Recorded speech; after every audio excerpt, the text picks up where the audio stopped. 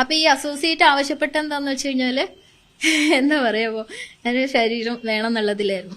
ഒരു പെണ്ണ് പുറത്തിറങ്ങിയ ഓരോരുത്തരുമാരും വായിന്നോട്ട് സഹിക്കാൻ പറ്റുമോ? കഴുകന്റെ കണ്ണല്ല അവന്മാർക്ക്. തെറ്റേറ്റ് പറയാൻ ഒരാള് കൂടെ ഉണ്ടല്ലോ ഈ കൂട്ടത്തില്. ഉണ്ടച്ചോ, ഒരാള് കൂടെ ഉണ്ടല്ലോ. സുഗതൻ എന്തിയേ?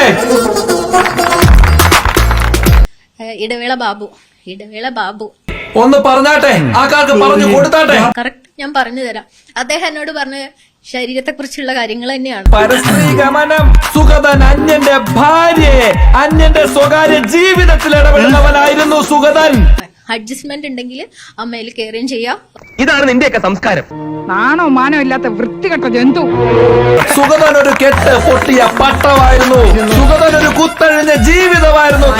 അഡ്ജസ്റ്റ്മെന്റ് ഉണ്ടെങ്കിൽ അമ്മയിൽ കെയറിങ് ചെയ്യാം. 1.5 ലക്ഷം രൂപയൊന്നും വേണ്ട. നമ്മൾ പ്രവർത്തിക്കും, ധൈര്യമായിട്ട് പോകണം. അമ്മ കൃത്യമായ കോടതി വിധിക്കനുസരിച്ച് പ്രവർത്തിക്കും. അല്ലെങ്കിൽ ക്യാഷ് അടച്ചിട്ട് കയറണം. നമ്മളോട് സഹകരണമില്ലെങ്കിൽ നമ്മൾ തീർച്ചയായിട്ടും അത്തരൊരു സ്റ്റെപ്പിലേക്ക് നമ്മൾ എന്തിനാ ഇവന്റെ ഒക്കെ ദേഹത്ത് അടിച്ചു കൊടുക്കാൻ ഒക്കെ വിഷമാ ചത്തുപൊട്ടത്. ഹരിഹരൻ സാറ് ഞാൻ അഭിനയിച്ച് 3ാമത്തെ ദിവസമായപ്പോ അന്ന് രാത്രി സാർ എന്നെ വിളിച്ചിട്ട് പറഞ്ഞു, ഇത് റെസ്റ്റോറന്റ്, അവിടേക്ക് വരണം എന്ന് പറഞ്ഞു.